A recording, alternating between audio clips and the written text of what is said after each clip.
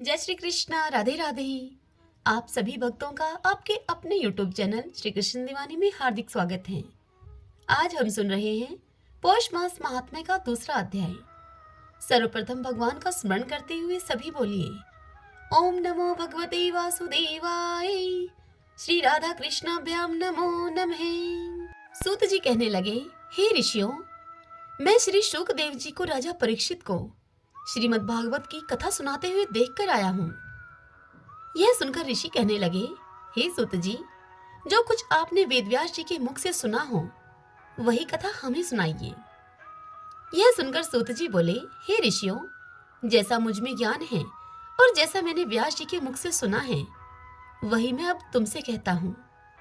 एक समय नारद जी विचरते हुए भगवान नारायण के निवास स्थान पर पहुंचे। वहां पर भगवान के चरणों से अलकनंदा नदी बह रही थी। वहां पर ब्रह्मा में मन को लगाए हुए जितेंद्रिय, निर्मल और तेजोमय ऋषि को देखकर भगवान ने उनको नमस्कार किया। तब नारद जी ने भगवान को साष्टांग नमस्कार किया और श्री विष्णु जी की स्तुति करते हुए नारद जी कहने लगे, हे देवादिदेव, हे संसार के स्वामी, हे दया सिंधु, आप सत्यवर्ती हो, त्रिसत्य हो, सत्य के सार रूप सत्य से उत्पन्न हो और असत्य योनि हो, आपको नमस्कार हो। हे भगवान, सब प्राणियों का हृदय विषयों में आसक्त है। स्त्री पुत्र आदि के मोह में फंसे हुए गृहस्थी लोगों का हित करने वाला तथा मेरे लिए भी लाभदायक कुछ विचार करके मुझे बतलाइए। मैं आपके मुखारविंद से कुछ सुनने के लिए ब्रह्मालोक से यहाँ पर आया हूँ। नारद जी के ऐसे वचनों को सुनकर भगवान हंसकर नारद जी से कहने लगे कि हे नारद, भगवान श्री कृष्ण आदि की पुण्य कथा को तुम सुनो। हे तात, जगत के विधाता और उसको एक पल मात्र में नाश कर देने वाले उनके कर्मों को कहने वाला पृथ्वी में भला कौन समर्थ है। हे नारद जी, ऐसी सारी कथा तो तुम भी जानते हो, परंतु फिर भी दरिद्रता को हरने वाला, यश और श्रेष्ठ पुत्रों को देने वाला, मोक्ष देने वाला तथा शीघ्र ही सेवन करने योग्य ऐसे अद्भुत पुरुषोत्तम महात्म्य को मैं तुमसे कहता हूँ। इस कथा को मुनियों से सुनाते हुए सूत जी आगे उनसे कहते हैं कि हे ऋषिवरों, नारद जी ने विष्णु भगवान की यह बात सुनकर उनसे कहा कि स्वामियों के सहित मैंने चैत्र आदि मास तो सुने हैं, परंतु उनमें पुरुषोत्तम मास मैंने नहीं सुना है। यह पुरुषोत्तम कौन सा मास है और यह कैसे हुआ? हे कृपानिधे, यह सब आप मुझसे कहिए। इस मास का स्वरूप और विधान मुझसे कहिए। क्या करना चाहिए, कैसे स्नान करें, क्या दान करें और जब पूजा तथा उपवास आदि के क्या साधन हैं? इसके अतिरिक्त और कोई भी सार हो तो वह सब भी मुझे बतलाइए। सूत जी इतनी कथा सुनाकर आगे मुनियों से कहते हैं कि हे ऋषिवरों, नारद जी के ऐसे जनहित कारक वचनों को सुनकर भगवान चंद्रमा के समान शीतल और शांति देने वाले वचन कहने लगे। श्रीमन नारायण नारायण हरि हरि, भजमन नारायण नारायण हरि हरि।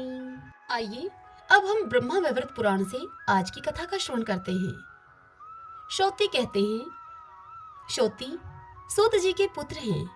शौति नैमिषारण्य में स्थित ऋषि मुनियों से आग्रह करने पर इस कथा को, ब्रह्मा वैवर्त पुराण की कथा को सुनाते हुए कहते हैं, हे मुनियों, भगवान ने जब देखा कि संपूर्ण विश्व शून्यमय है, कहीं कोई जीव जंतु नहीं है, जल का भी कहीं पता नहीं है, सारा आकाश वायु से रहित और अंधकार से आवृत होकर घोर प्रतीत होता है। वृक्ष, पर्वत और समुद्र आदि से शून्य होने के कारण विकर्ता आकार जान पड़ता है। मूर्ति, धातु, शस्य और तृण का सर्वथा अभाव हो गया है। हे ब्राह्मण, जगत को इस शून्य अवस्था में देखकर मन ही मन सब बातों की आलोचना करके दूसरे किसी सहायक से रहित एकमात्र स्वेच्छामय प्रभु ने स्वेच्छा से ही सृष्टि रचना आरंभ की। सबसे पहले उन परम पुरुष श्री कृष्ण के दक्षिण पार्श्व से जगत के कारण रूप 3 मूर्तिमान गुण प्रकट हुए। उन गुणों से महतत्व, अहंकार, 5 तन्मात्राएं तथा रूप, रस, गंध, स्पर्श और शब्द, ये 5 विषय कर्मशः प्रकट हुए। तदंतर श्री कृष्ण से साक्षात भगवान नारायण का प्रादुर्भाव हुआ, जिनकी अंग कांति श्याम थी। वे नित्य तरुण, पीतांबरधारी तथा वनमाला से विभूषित थे। उनके 4 भुजाएं थीं।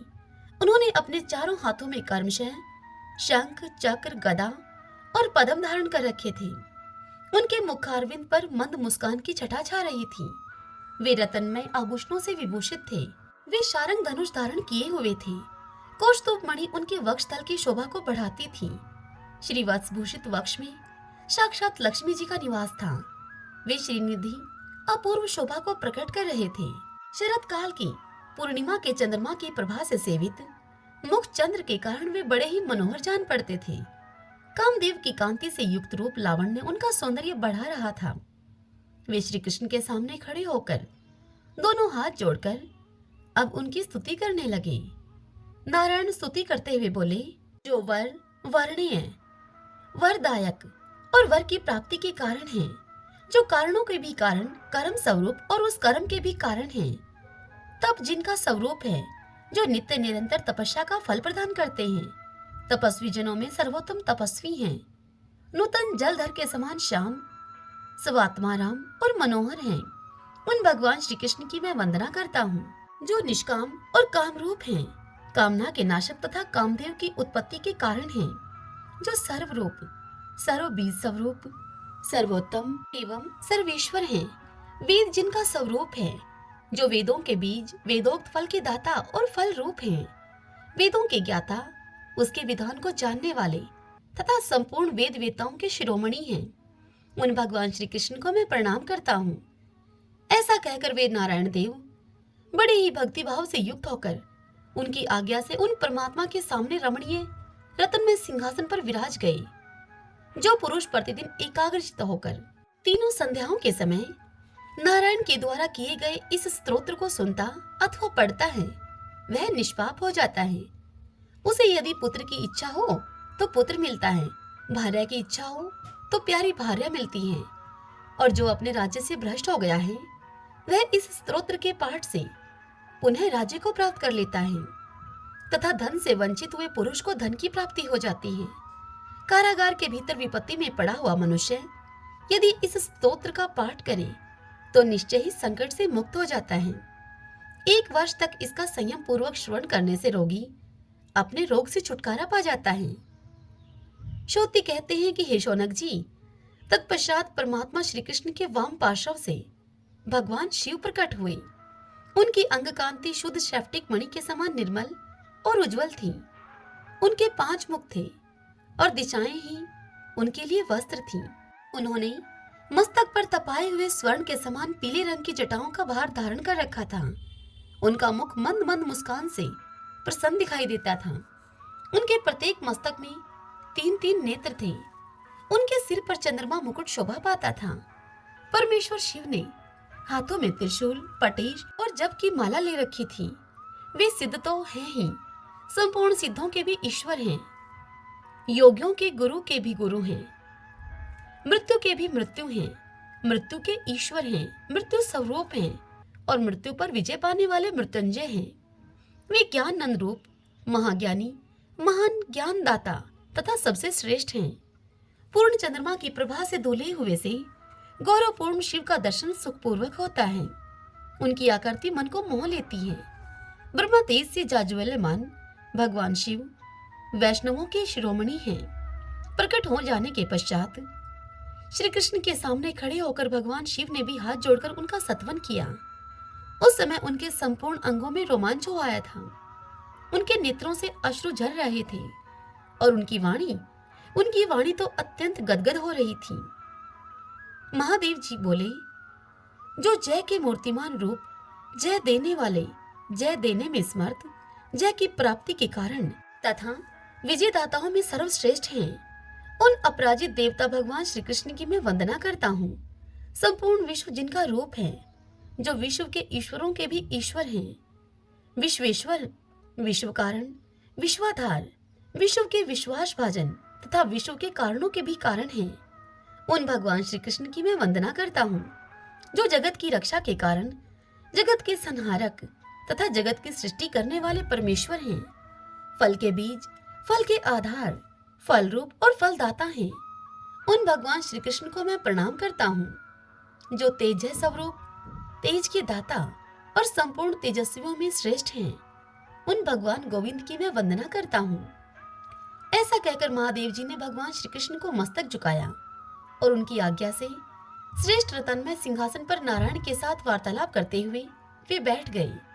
जो मनुष्य भगवान शिव के द्वारा किए गए इस स्तोत्र का संयत चित होकर पाठ करता है, उसे संपूर्ण सिद्धियां मिल जाती हैं और पग पग पर विजय प्राप्त होती है। उसके मित्र, धन और ऐश्वर्य की सदा वृद्धि होती है तथा शत्रु समूह, दुख और पाप उसके नष्ट हो जाते हैं। इस कथा को आगे सुनाते हुए श्रोती कहते हैं कि हे ऋषिवरों, तत्पश्चात श्री कृष्ण के नाभि कमल से बड़े बूढ़े महातपस्वी ब्रह्मा जी प्रकट हुए। उन्होंने अपने हाथ में कमंडलू ले रखा था। उनके वस्त्र, दांत और केश सभी सफेद थे। उनके 4 मुख थे। वे ब्रह्मा जी योगियों के ईश्वर, शिल्पियों के स्वामी तथा सबके जन्मदाता गुरु हैं। तपस्या के फल को देने वाले और संपूर्ण संपत्तियों के जन्मदाता हैं। वे ही सृष्टा और विधाता हैं तथा समस्त कर्मों के कर्ता, धर्ता और संहर्ता हैं। चारों वेदों को वे ही धारण करते हैं। वे वेदों के ज्ञाता, वेदों को प्रकट करने वाले और उनके पति अर्थात वेदों के पालक हैं। उनका शील स्वभाव सुंदर है। वे सरस्वती के कांत, शांतचित और कृपा की निधि हैं। उन्होंने श्री कृष्ण के सामने खड़े होकर दोनों हाथ जोड़कर उनका सत्वन किया। उस समय उनके संपूर्ण अंगों में रोमांच हो आया था तथा उनकी ग्रीवा भगवान के सामने भक्तिभाव से झुकी हुई थी। ग्रीवा गर्दन को कहते हैं। श्री कृष्ण भगवान का सत्वन करते हुए ब्रह्मा जी बोले, जो तीनों गुणों से अतीत मात्र अविनाशी परमेश्वर हैं, जिनमें कभी कोई विकार नहीं होता, जो अव्यक्त और व्यक्त रूप हैं तथा गोप वेश धारण करते हैं, उन गोविंद श्री कृष्ण की मैं वंदना करता हूँ, जिनकी नित्य किशोर अवस्था है, जो सदा शांत रहते हैं, जिनका सौंदर्य करोड़ों कामदेवों से भी अधिक है तथा जो नूतन जलधर के समान श्याम वर्ण है। उन परम मनोहर गोपी वल्लभ को मैं प्रणाम करता हूँ, जो वृंदावन के भीतर रास मंडल में विराजमान होते हैं, रास लीला में जिनका निवास है तथा जो रास जनित उल्लास के लिए सदा उत्सुक रहते हैं। उन राशेश्वर को मैं नमस्कार करता हूँ। ऐसा कहकर ब्रह्मा जी ने भगवान श्री कृष्ण के चरणों में प्रणाम किया और उनकी आज्ञा से नारायण तथा महादेव जी के साथ संभाषण करते हुए श्रेष्ठ रतन में सिंहासन पर बैठी। जो प्रातःकाल उठकर ब्रह्मा जी के द्वारा किए गए इस स्तोत्र का पाठ करता है, उसके समस्त पाप नष्ट हो जाते हैं और उसको आए हुए बुरे स्वप्न अच्छे सपनों में बदल जाते हैं। भगवान गोविंद में भक्ति होती है, जो पुत्रों और पौत्रों की वृद्धि करने वाली है।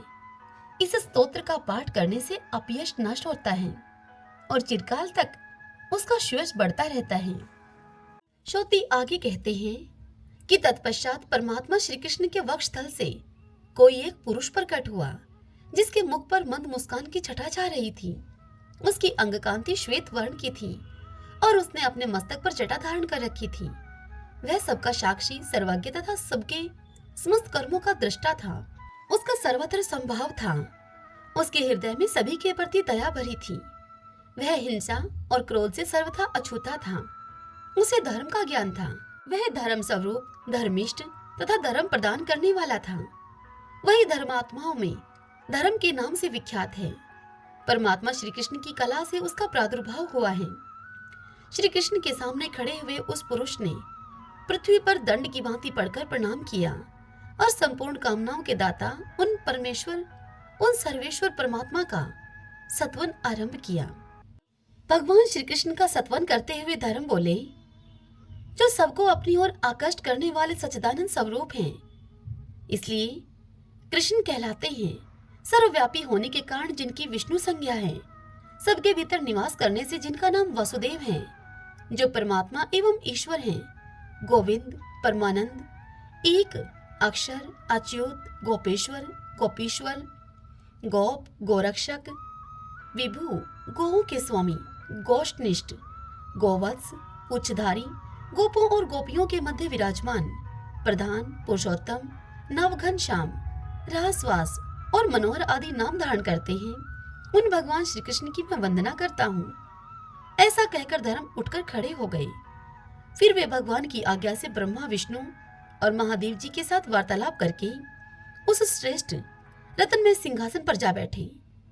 जो मनुष्य प्रातःकाल उठकर धर्म के मुख से निकले हुए श्री भगवान के इन 24 नामों का पाठ करता है, वह सर्वथा सुखी और सर्वत्र विजयी होता है। मृत्यु के समय उसके मुख से निश्चय ही श्री हरि का नाम उच्चारण होता है। अतः वह अंत में श्री हरि के परम धाम में जाता है तथा उसे श्री हरि की अविचल दास्य भक्ति प्राप्त होती है। उसके द्वारा सदा धर्म विषय की चेष्टा होती है। अधर्म में उसका मन कभी नहीं लगता।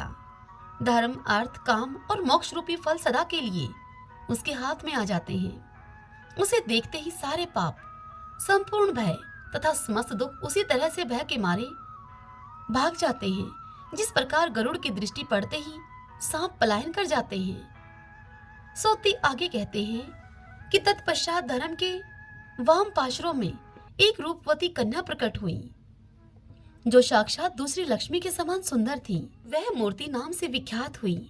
तदंतर परमात्मा श्री कृष्ण के मुख से एक शुक्ल वर्ण वाली देवी प्रकट हुई, जो वीणा और पुस्तक को धारण करने वाली थी।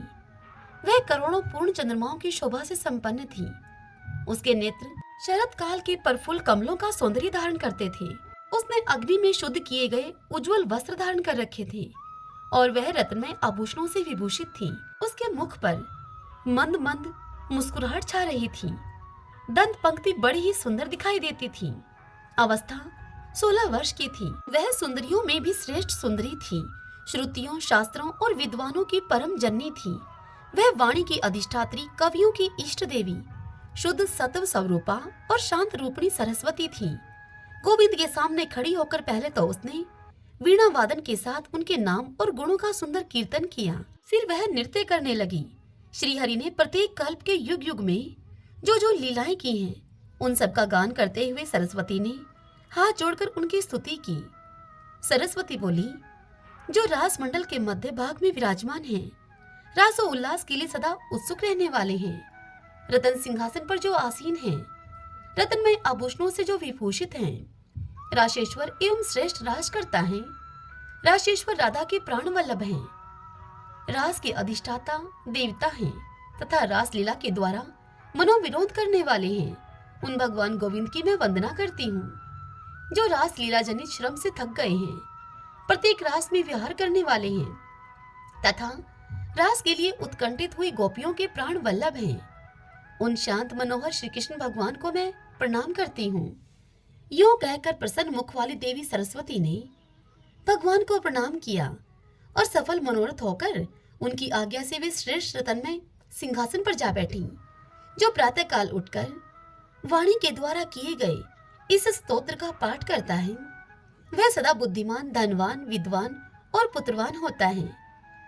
श्रोती आगे कहते हैं कि तत्पश्चात परमात्मा श्री कृष्ण के मन से एक गौर वर्णा देवी प्रकट हुई, जो रत्नमय अलंकारों से अलंकृत थी। उनके श्री अंगों पर पीतांबर की साड़ी शोभा पा रही थी। मुख पर मंद हास्य की छटा छा रही थी। वे नवयौवना देवी संपूर्ण ऐश्वर्यों की अधिष्ठात्री थी। वे ही फल रूप से संपूर्ण संपत्तियां प्रदान करती हैं। स्वर्गलोक में उन्हीं को स्वर्ग लक्ष्मी कहते हैं तथा राजाओं के यहाँ वे ही राजलक्ष्मी कहलाती हैं। श्री हरि के सामने खड़ी होकर उन साध्वी लक्ष्मी ने उन्हें हाथ जोड़कर प्रणाम किया। उनकी ग्रीवा भक्ति भाव से झुक गई और उन्होंने उन परमात्मा भगवान श्री कृष्ण का सत्वन किया। सत्वन करते हुए महालक्ष्मी बोली, जो सत्य स्वरूप, सत्य के स्वामी और सत्य के बीज हैं, सत्य के आधार, सत्य के ज्ञाता और सत्य के मूल हैं, उन सनातन देव श्री कृष्ण को मैं प्रणाम करती हूँ। इस प्रकार भगवान श्री कृष्ण से यो कहकर श्री हरि को मस्तक नवाकर तपाए हुए स्वर्ण की सी कांति वाली लक्ष्मी देवी दशों दिशाओं को प्रकाशित करती हुई सुखासन पर बैठ गई। तदंतर परमात्मा श्री कृष्ण की बुद्धि से सभी की अधिष्ठात्री देवी ईश्वरी मूल प्रकृति का प्रादुर्भाव हुआ। सुताप्त कांचन की सी कांति वाली वे देवी अपनी प्रभा से करोड़ों सूर्यों का तिरस्कार कर रही थी। उनका मुख मंद मंद मुस्कुराहट से प्रसन्न दिखाई देता था। नेत्र शरद काल के प्रफुल्ल कमलों की शोभा को मानो छीन लेते थे। उनके श्री अंगों पर लाल रंग की साड़ी शोभा पाती थी। वे रत्नमय आभरणों से विभूषित थी। निद्रा, तृष्णा, श्रुधा, पिपाशा, दया, श्रद्धा और क्षमा आदि जो देवियां हैं, उन सब की और समस्त शक्तियों की वे ईश्वरी और अधिष्ठात्री देवी हैं। उनके 100 भुजाएं हैं। वे दर्शन मात्र से भय को उत्पन्न करती हैं। उन्हीं को दुर्गति नाशिनी दुर्गा कहा गया है। वे परमात्मा श्री कृष्ण की शक्ति रूपा तथा तीनों लोकों की पराजननी है।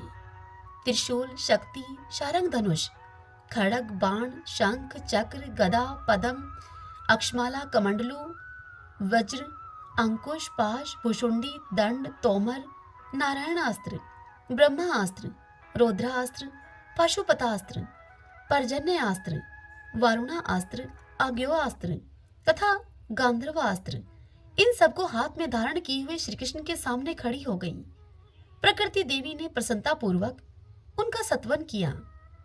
सत्वन करते हुए प्रकृति देवी बोली, हे प्रभु, मैं प्रकृति, ईश्वरी, सर्वेश्वरी, सर्वरूपिणी और सर्वशक्ति रूपा कहलाती हूँ। मेरी शक्ति से ही यह जगत शक्तिमान है। फिर भी मैं स्वतंत्र नहीं हूँ, क्योंकि आपने मेरी सृष्टि की है। अतः आप ही तीनों लोकों के पति, गति, पालक, सृष्टा, संहारक तथा पुनः सृष्टि करने वाले हैं। परमानंद ही आपका स्वरूप है। मैं से आनंद आपकी वंदना करती हूँ। हे प्रभु, आप चाहें तो पलक मारते मारते ब्रह्मा का भी पतन हो सकता है। जो भूभ्रंग की लीला मात्र से करोड़ों विष्णुओं की सृष्टि कर सकता है, ऐसे आपके अनुपम प्रभाव का वर्णन करने में भला कौन समर्थ है। आप तीनों लोकों के चराचर प्राणियों, ब्रह्मा आदि देवताओं तथा मुझ जैसी कितनी ही देवियों की खेल खेल में ही सृष्टि कर सकते हैं। आप परिपूर्णतम परमात्मा हैं, भली भांति स्तुति के योग्य हैं। हे विभो, मैं आपकी से आनंद वंदना करती हूँ। असंख्य विश्व का आश्रयभूत महान विराट पुरुष जिनकी कला का अंश मात्र है, उन परमात्मा भगवान श्री कृष्ण को मैं आनंद पूर्वक प्रणाम करती हूँ। ब्रह्मा, विष्णु और शिव आदि देवता, संपूर्ण वेद, मैं और सरस्वती, ये सब जिनकी स्तुति करने में असमर्थ हैं तथा जो प्रकृति से परे हैं, उन आप परमेश्वर को मैं नमस्कार करती हूँ। वेद तथा श्रेष्ठ विद्वान लक्षण बताते हुए आपकी स्तुति करने में समर्थ नहीं है। भला जो निर्लक्ष्य हैं, उनकी स्तुति भला कौन कर सकता है।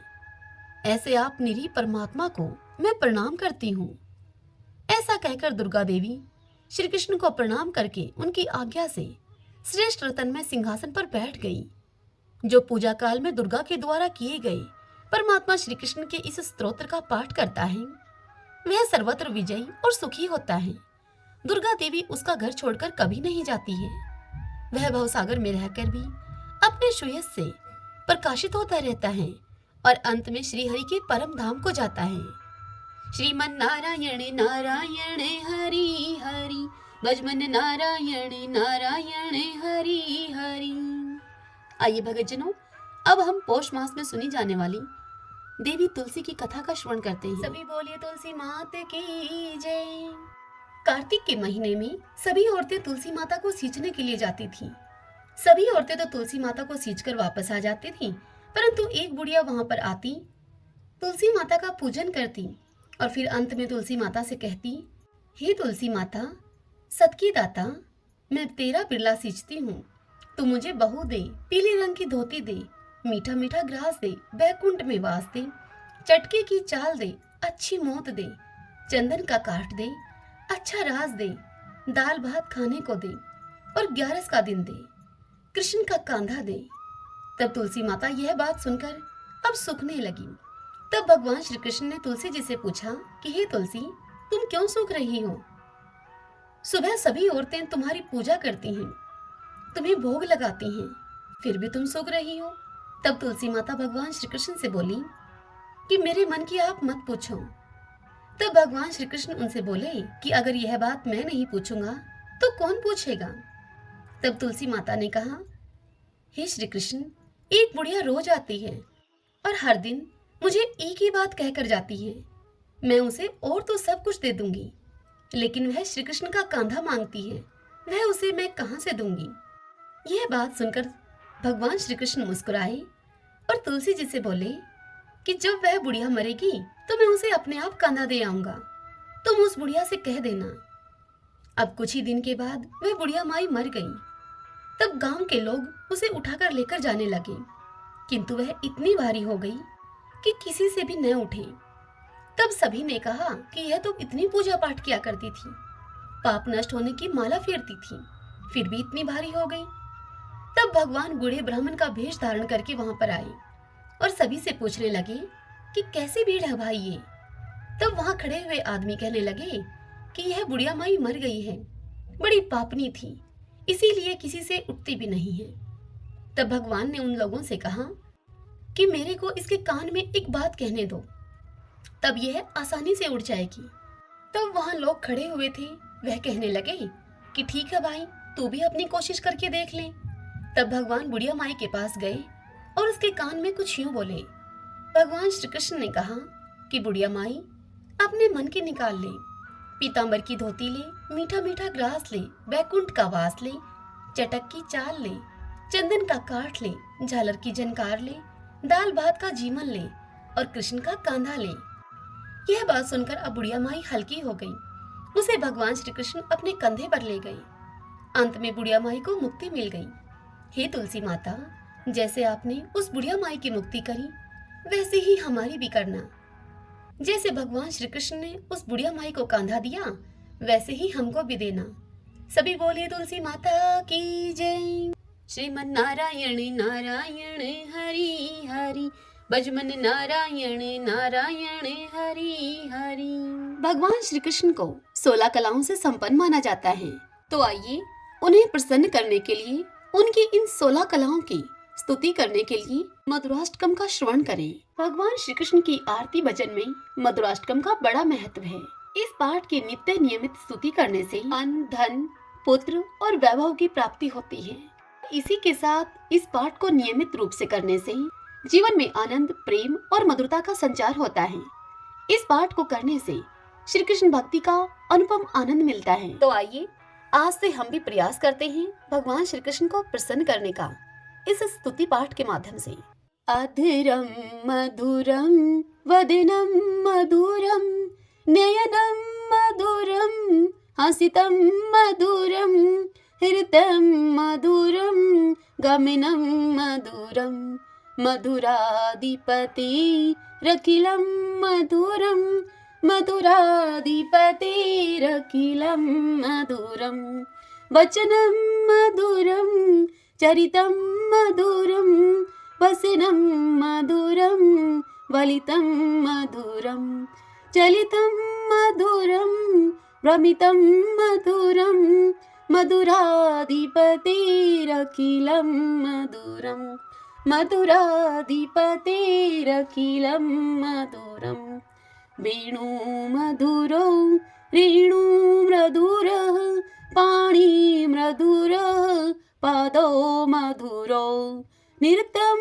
मधुरं संख्यं मधुरं मधुराधिपतिरखिलं मधुरम मधुराधिपतिरखिलं मधुरम गीतं मधुरं पीतं मधुरं भुक्तं मधुरं सुप्तं मधुरं रूपं मधुरं तिलकं मधुरं मधुराधिपतिरखिलं मधुरं मधुराधिपतिरखिलं मधुरम् तरणं मधुरं तरणं मधुरं हरिणं मधुरं स्मरणं मधुरं वमितं मधुरं शमितं मधुरं मधुराधिपतिरखिलं मधुरं मधुराधिपतिरखिलं मधुरं गुञ्जा मधुरा माला मधुरा यमुना मधुरा वीची मधुरा सलिलं मधुरं कमलं मधुरं मधुराधिपतिरखिलं मधुरं मधुराधिपतिरखिलं मधुरं गोपी मधुरा लीला मधुरा युक्तं मधुरं मुक्तं मधुरं दृष्टं मधुरं शिष्टं मधुरं मधुराधिपतिरखिलं मधुरं मधुराधिपतिरखिलं रखिलं मधुरं। गोपा मधुरा गाओ मधुरा यष्टिर्मधुरा सृष्टिर्मधुरा दलितं मधुरं फलितं मधुरं मधुराधिपते रखिलं मधुरं मधुराधिपतिरखिलं मधुरम। आज की यह कथा आपको कैसी लगी? कमेंट बॉक्स में जय श्री कृष्णा लिख के आप मुझे अवश्य बताइए। और यदि पसंद आई हो तो वीडियो को लाइक करें। और इसी के साथ यदि आप मुझे पहली बार सुन रहे हैं तो फिर आप हमारे इस चैनल श्री कृष्ण दीवानी को सब्सक्राइब कर लीजिए। बेल आइकन के बटन को भी दबा लीजिएगा ताकि आपको हमारे आने वाले नए वीडियोस की सभी जानकारी, सभी नोटिफिकेशन समय से मिल सके। हरे कृष्णा।